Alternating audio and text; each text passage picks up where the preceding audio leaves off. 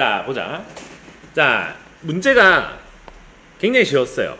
굉장히 쉬웠는데 지금 문제를 해석하는 방향을 천천히 한번 봅시다. 이게 해설을 하는 것과 실제 현장에서 푸는 것과 차이가 있습니다. 근데 현장에서 푸는 그 감각 그대로 우리가 공부를 하게 되면 문제가 좀 생길 수 있는 게, 지금 이 문제가 수능의 기출 문제가 되는 게 아니잖아. 맞죠? 그래서 정확하게 찍고 넘어가야 되는 부분은 정확하게 찍고 넘어가야 돼요. 처음에 공부할 때는. 물론 너희들 현장에서 풀 때는 직관적인 어떤 감각도 중요한데요. 다시 복습할 때는 내가 이걸 그냥 감각적으로 넘겼던 그 포인트가 어떻게 해석이 되는지 여기까지 판단을 해야 됩니다. 자, 일단은 이게 급수가 수렴한다 했으니까 당연히 공비는 절대값이 1보다 작겠죠. 맞죠? 그 다음에 문제 조건을 한번 봅시다. 가나 조건이 있는데 가 조건을 봤을 때 우리가 위에 있는 조건 가지고는 가 조건에 적용시킬 수 있는 방법, 뽑아낼 수 있는 식, 이런 것들이 극히 제한적이에요. 알 수 있는 게 없어요. 그럼 얘가 무슨 역할을 할 것인지 요것도 우리가 캐치가 돼야 돼요. 너희들 현장이라 생각해봐봐. 앞줄 읽고 두 번째 줄 읽고 오케이 여기까지는 생각을 할 거 아니야. 적진 않더라도 머릿속으로 떠올릴 거 아닙니까? 그리고 나서 이렇게 쭉 가서 그리고 나서 첫째 장 양수고 공비 유리수 오케이 공비 오케이 그 첫 번째 장 두 번째 장 여기서 써봐야 A 더하기 AR 정도만 쓸 거 아닙니까? 맞지? 맞습니까? 여기서 뭘 걷어낼 수 있겠니? 그럼 얘는 역할이 뭐지? 라고 생각하면서 넘어가야 돼요. 역할이 뭐겠어? 나 조건이든 밑에 있는 조건에서 나오는 어떤 조건들 있죠. 거기서 나오는 케이스들이 다양할 거 아닙니까? 그거를 걸러내주는 역할을 하겠구나. 요 정도 감각은 있어야 돼. 이건 어디서 얻을 수 있는 거냐면 경험에서 얻을 수 있는 거죠. 문제를 풀면서 조건들이 제시가 될 때 어떤 조건은 여러 케이스를 어떻게 걸러내는 작업을 하는 조건이고, 어떤 조건은 이 문제를 전반적으로 해석할 수 있게 도와주는 조건이고, 그죠? 얘는 케이스를 걷어내는 역할을 하는 거니까 지금 당장 중요하지 않겠다라는 게 보여줘야 돼요. 왜냐면 여기서 뽑아낼 수 있는 내용이 없거든. 밑에 봅시다. 정수인 항의 개수가 3개다. 와, 이게 정말 강력한 조건이에요. 그죠? 정수란 말이 들어가서 그래. 항상 정수란 말이 들어가게 되면 되게 중요합니다. 그러면 여기서 비슷한 거 유리수란 말도 있네요. 그죠? 오케이. 이런 식으로 우리가 어떤 정형을 제한해버리는 거잖아.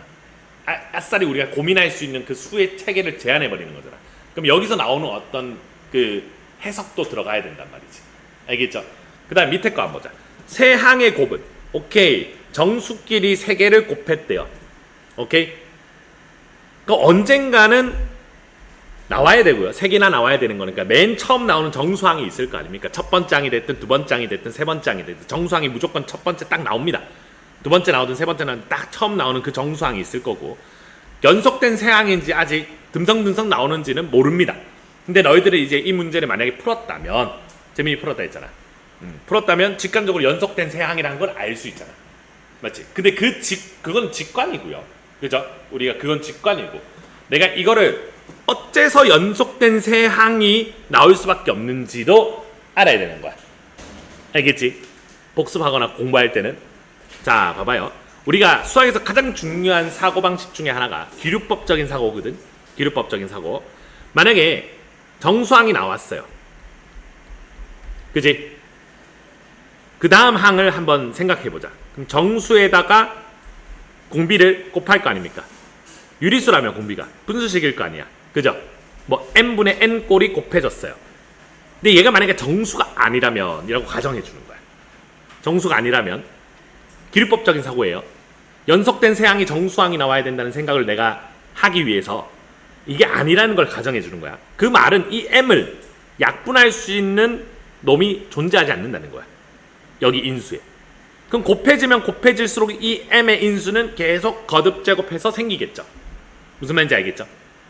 그러면 정수항 다음에 정수항이 나오지 않으면, 그러니까 연속된 세 항이 정수항이 아니라면 정수항은 하나밖에 없겠구나. 무슨 말인지 알겠죠? 그 다음 항이 또 정수야. 그럼 얘 정수니까 똑같은 이유로 또 정수가 나오고, 네 번째 나오는 애는 정수가 아니겠구나. 그럼 얘는 연속된 세 항이 정수항이다라는 걸 우리가 판단할 수 있는 거지. 이해가죠?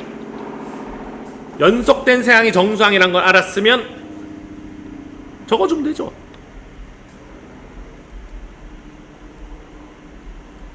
요게 216이라는 거죠.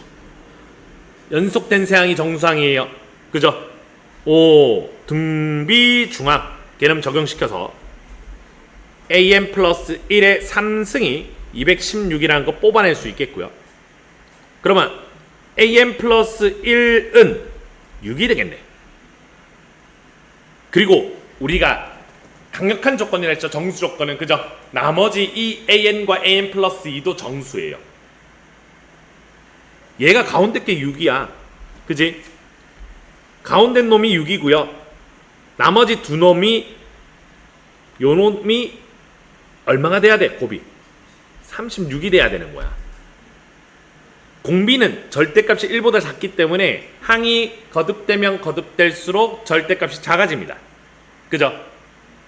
그러면 얘가 36과 1이 나올 수도 있고 나머지 옆에 양옆에 있는 날개가. 그죠? 맞나요? 그 다음에 가운데 항이 6이고요. 요게 뭐랑 뭐가 나올 수도 있어? 18과 2가 나올 수도 있고요. 그죠? 나올 수 있는 케이스를 이렇게 뽑아낼 수 있습니다. 부정방정식으로. 그 다음에 9, 6, 4가 나올 수도 있는 거네. 그죠? 근데 여기서 중요한 게 우리가 공비를 잡을 때 절대값으로 잡았잖아. 음수가 나오는 경우도 항상 빼먹지 말아야겠죠. 그지? 공비가 음수면 양옆 날개가 음수일 수도 있겠구나 까지 우리가 들어갈 수 있는 거야. 이제 무슨 조건으로 걷어내야 되는가? 이렇게 케이스를 다 분류하고 나서는 위에 조건을 한 번 더 확인하세요. 우리가 걷어낼 수 있는 조건이 첫 장의 양수 조건과 가조건이 있겠네. 맞나요? 자, 일단은 얘네들은 첫 장이 될 수 있어 없어? 없죠. 그러면 이거 앞으로 가면서 점점 절대값이 커지겠죠. 그리고 여기서 여기로 가면서 마이너스 6분의 1이 곱해지는데 거꾸로 가면 216이 되죠. 정수가 하나 더 나와버리네. 정수가 하나 더 나와버리죠. 정수가 하나 더 나와버리죠. 그죠? 얘네들은 애초에 정수항이 3개다라는 조건에 위배가 됩니다. 첫 번째 항이 될 수 없는 음수가 나왔고 앞에 양수를 만들려고 보니까 정수가 더 나와버립니다. 그죠? 그지? 얘네들 안 되는 거고. 그럼 얘네들 한번 보자. 요 앞으로 가면 갈수록 절대값이 커지고 얘는 모든 항이 양수일 거니까. 그지? 첫 번째 항이 뭐가 되든 상관없어요. 절대값이 커지면 합이 10을 초과할 가능성이 더 커지겠죠. 그럼 얘네들이 첫 번째 항일 때를 먼저 상정을 해주고 들어가야 되는데 이미 합들이 전부 다 뭐예요? 10을 초과해버리죠. 여기서 걷어내집니다. 하나밖에 안 남네. 존나 쉬운 문제네. 그지? 엄청 순식간에 걷어냈단 말이야. 그지? 그 다음에 계산해주게 되면 공비가 얼마가 나온다는 거 알 수 있냐면 마이너스 3분의 2가 나온다는 거 알 수 있고 바로 앞에 항이 얼마? 2분의 27이었다는 거 알 수 있겠네. 더 가도 돼요. 더 가면 절대값이 계속 커지겠죠. 그지?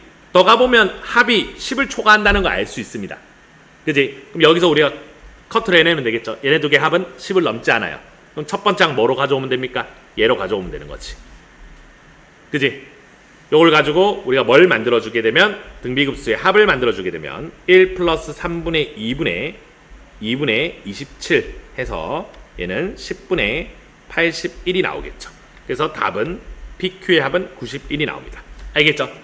오케이? 자, 우리가 급수 문제가 지금 계속 나오고 있어요. 근데 여태까지 나온 급수 문제에서 계산량이 제일 작습니다. 그지? 충분히 해결이 가능한 문제예요. 쌤이 누누이 얘기했잖아. 너희들이 미적분에서 극복 가능한 유형이다. 무슨 말인지 알겠죠? 육모 칠 때 어땠니? 수열의 기납적 정의 문제를 못 푼 친구들이 있었거든. 왜? 기납적 정의 문제가 너무 어렵게만 나왔으니까 애초에 포기를 해버린 거야. 그래서 연습 자체가 안 돼 있는 애들 같은 경우는 쉽게 나와도 문제를 그걸 해결을 못 합니다. 마찬가지예요. 내가 29번 문제가 그냥 계산량 많고 그냥 두려운 거야. 작년 기출, 재작년 기출 풀어보니까 난 안 되겠는데 싶어서 공부를 아예 안 해놨어. 그럼 이렇게 쉽게 나와도 못 푸는 거지. 무슨 말인지 알겠죠? 오케이? 이게 문제 난이도는 어떤 특정 유형은 올라갈 수도 있고 내려갈 수도 있고 이번엔 또 특히나 수열의 기납적 정의 문제가 나오지도 않았죠. 그지? 이 문제는 지금 계속 나오고 있어요. 나올 확률이 매우 높단 말이야. 근데 계산량이 지금 준 문제죠. 이번 구모 때는. 물론 수능 때 어떻게 될지 몰라. 근데 그때도 마찬가지로 이렇게 쉽게 나와버리면 맞출 수 있어야지. 연습이 돼야 된단 말이야. 알겠죠?